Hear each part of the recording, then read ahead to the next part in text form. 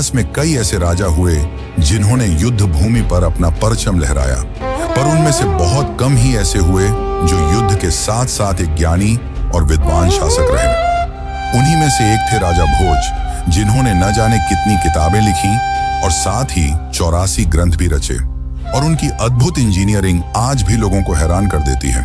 तो चलिए अब हम जानते हैं राजा भोज के ज्ञान और उस प्रसिद्ध कहावत की असली सच्चाई। लेकिन उससे पहले अगर आपको वीडियो अच्छी लगे तो इस वीडियो को अपने मित्रों और रिश्तेदारों को भी जरूर शेयर करें। 10वीं शताब्दी का अंत। मध्य भारत का मालवा क्षेत्र राजनीति, युद्ध और संस्कृति तीनों का केंद्र बन चुका था। परमार वंश उस समय मालवा पर शासन कर रहा था, जिसकी राजधानी धार थी। इसी परमार वंश में लगभग 980 ईस्वी के आसपास एक बालक ने जन्म लिया, जिसका नाम रखा गया भोज, जो परमार राजा सिंधुराज का पुत्र था और उनकी माता का नाम सावित्री बताया जाता है। उस समय किसी ने नहीं सोचा था कि यही बालक आगे चलकर मालवा ही नहीं बल्कि पूरे भारत के इतिहास में अमर हो जाएगा। भोज का बचपन एक राजकुमार की तरह प्रारंभ हुआ, जहां शास्त्र और शस्त्र दोनों की शिक्षा दी गई, साथ ही संस्कृत, राजनीति, युद्ध कला और धर्म, इन सभी विषयों में बालक भोज असाधारण प्रतिभा दिखा रहे थे। भोज बचपन से ही काफी ज्यादा बुद्धिमान थे और उनका बचपन सुखद बीत रहा था। लेकिन यह सुख ज्यादा दिन नहीं चला।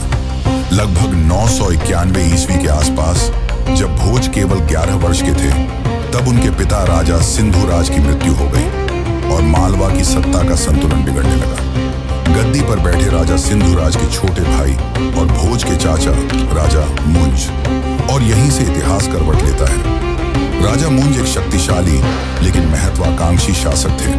उनके मन में यह भय जगने लगा कि कल को भोज गद्दी पर बैठ सकता है, और इसी डर ने उनके मन में एक घातक विचार को जन्म दिया, भोज को रास्ते से हटाने का विचार। कहा जाता है कि इसके लिए राजा मुंज ने अपने विश्वास पात्र सेनापति वत्सराज को चुना। उसने वत्सराज को आदेश दिया कि वह भोज को जंगल में ले जाए और चुपचाप किसी को पता चले बिना उसे मार दे। और ऐसा ही हुआ। वत्सराज भोज को जंगल की ओर ले गया। भोज बुद्धिमान थे और वे समझ गए कि उनके साथ क्या होने वाला है, और तभी उन्होंने अपनी जांग से खून निकालकर एक पत्ते पर संस्कृत में एक श्लोक लिखा और वत्सराज को देते हुए कहा कि यह राजा मुंज को दे देना। जब वत्सराज ने वह श्लोक देखा तो वह चकित रह गया और उसने जाकर वह राजा मुंज को दिखाया, और यह देखते ही राजा मुंज के होश उड़ गए।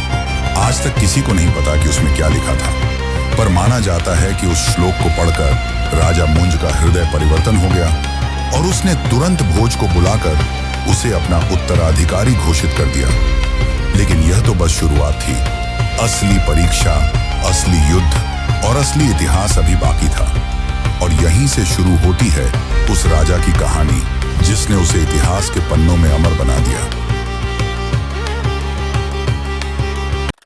11वीं शताब्दी का भारत, विशेषकर मालवा, राजा भोज के शासन काल में केवल सैन्य शक्ति का केंद्र नहीं रहा, बल्कि ज्ञान, साहित्य, विज्ञान और स्थापत्य का भी प्रमुख केंद्र बन गया। माना जाता है कि राजा भोज के नाम से कई दर्जन ग्रंथ जुड़े हुए हैं। परंपरागत रूप से उन्हें लगभग 84 ग्रंथों का रचयिता या संरक्षक माना जाता है। इन ग्रंथों में राजनीति, राज्य शास्त्र, काव्य, व्याकरण, वास्तुशास्त्र और आयुर्वेद जैसे विषय शामिल थे। इनमें सबसे प्रसिद्ध है सम्रांगण सूत्रधार, जिसे भारतीय वास्तु और स्थापत्य का एक अत्यंत महत्वपूर्ण ग्रंथ माना जाता है। इस ग्रंथ में मंदिर निर्माण, नगर नियोजन, मूर्ति शिल्प और यहाँ तक कि यांत्रिक उपकरणों का भी वर्णन मिलता है। इसी तरह युक्ति कल्पतरु जैसे ग्रंथों में प्रशासन, नीति और व्यावहारिक बुद्धि पर गहन विचार दिखाई देते हैं। यह स्पष्ट करता है कि राजा भोज केवल ग्रंथों के संरक्षक नहीं थे, बल्कि स्वयं एक गहन चिंतक और विद्वान थे। ज्ञान के साथ साथ राजा भोज ने अपने विचारों को धरातल पर भी उतारा। इसका सबसे भव्य उदाहरण है भोजपुर का शिव मंदिर, जो आज मध्य प्रदेश के भोजपुर क्षेत्र में स्थित है। यह मंदिर अधूरा होने के बावजूद अपनी विशालता और स्थापत्य के कारण आज भी लोगों को चकित करता है।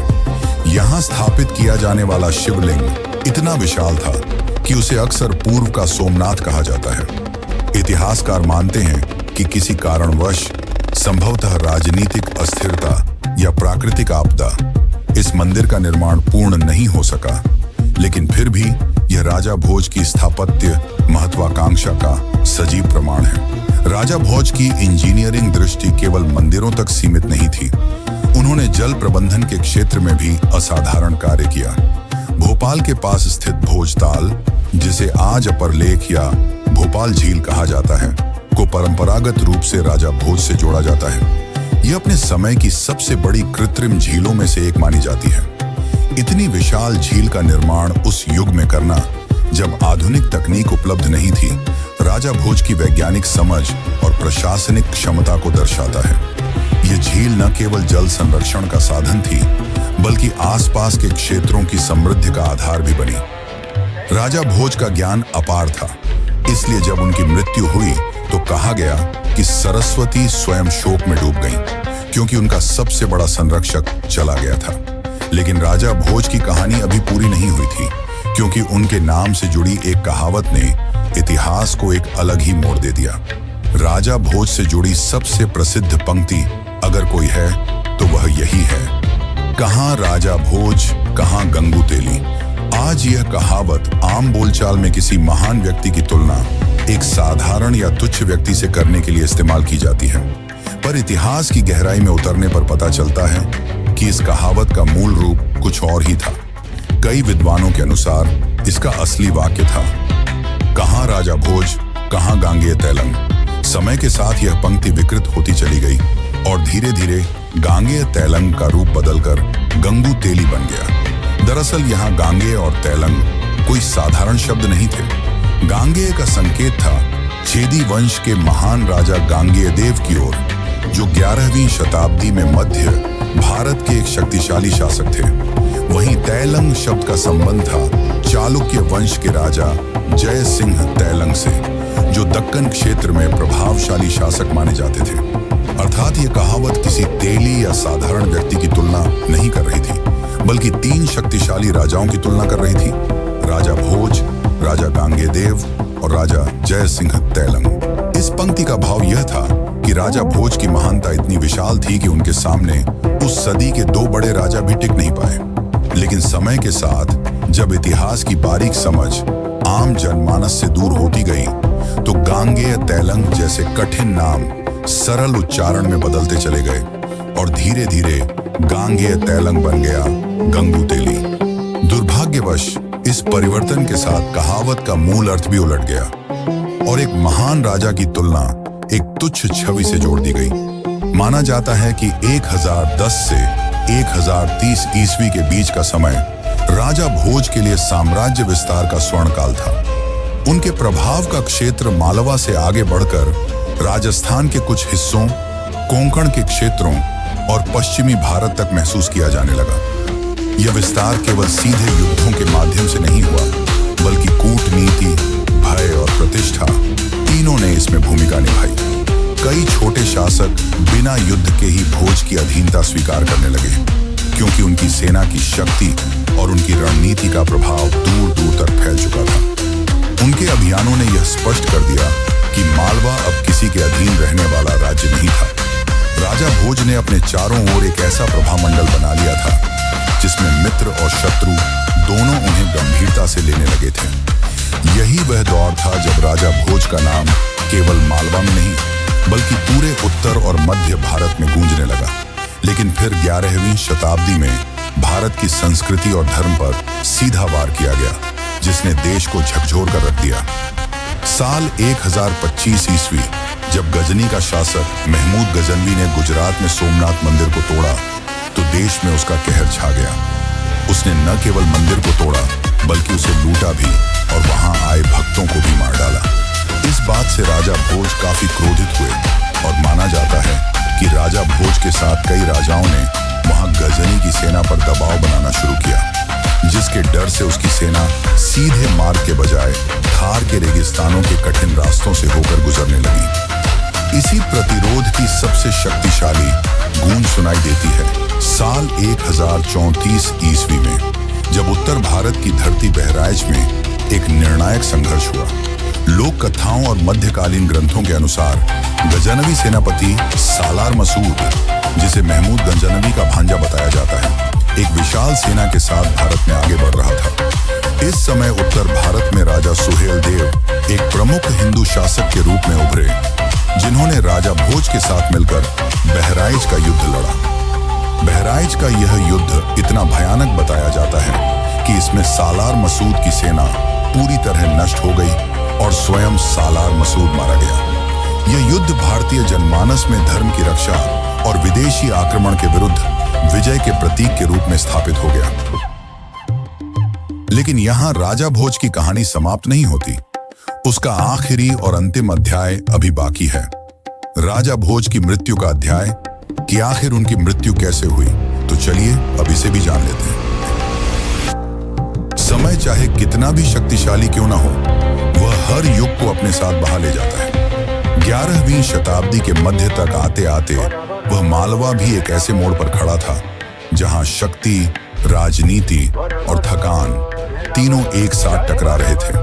राजा भोज अब युवा योद्धा नहीं रहे थे। वर्षों के युद्ध, प्रशासनिक दबाव और निरंतर संघर्षों ने उनके शरीर और राज्य दोनों पर गहरा प्रभाव डाला था। लेकिन उनकी प्रतिष्ठा अब भी इतनी प्रबल थी कि शत्रु उनसे सीधे टकराने से हिचकिचाते थे। इसी काल में राजा भोज के विरुद्ध एक शक्तिशाली गठबंधन बना। पश्चिम में गुजरात के सोलंकी वंश के राजा भीम प्रथम और पूर्व में छेदी वंश के राजा कर्ण, दोनों ने मिलकर मालवा पर आक्रमण करने की योजना बनाई। यह कोई सामान्य युद्ध नहीं था, बल्कि एक रणनीतिक प्रयास था जिसका उद्देश्य राजा भोज की शक्ति को अंतिम रूप से तोड़ देना था। वृद्धावस्था में भी राजा भोज ने इस चुनौती का सामना किया, लेकिन अब परिस्थितियां पहले जैसी अनुकूल नहीं थीं। दो दिशाओं से हो रहे आक्रमण ने मालवा की सैन्य क्षमता को गंभीर रूप से कमजोर कर दिया। इतिहासकारों के अनुसार इन संघर्षों के दौरान राजा भोज शारीरिक रूप से भी अस्वस्थ रहने लगे। लगातार युद्ध और बीमारी ने उनके शरीर को तोड़ दिया था और अंततः साल 1055 ईस्वी में वह दिन आया जब मालवा का यह महान सम्राट संसार से विदा हो गया। राजा भोज का स्वर्ग आरोहण केवल एक राजा की मृत्यु नहीं थी, बल्कि एक पूरे युग का अंत था। एक ऐसा युग जिसमें तलवार और विद्या साथ साथ चली थी। राजा भोज की मृत्यु का प्रभाव केवल राजनीति तक सीमित नहीं रहा। उनके निधन पर विद्वानों, कवियों और आचार्यों में गहरा शोक फैल गया। कहा जाता है कि उस समय यह वाक्य प्रचलित हुआ, आज सरस्वती निराधार हो गई है, अर्थात ज्ञान की देवी ने अपना सबसे बड़ा संरक्षक खो दिया। यह कथन इस बात का प्रतीक था कि राजा भोज केवल सत्ता के संरक्षक नहीं थे, बल्कि ज्ञान, संस्कृति और विद्या के भी सबसे बड़े सहायक थे।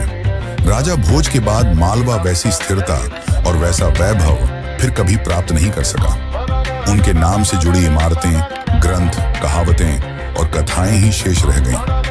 लेकिन शायद यही किसी महान राजा की असली अमरता होती है कि वह अपने जाने के बाद भी इतिहास में जीवित रहता है।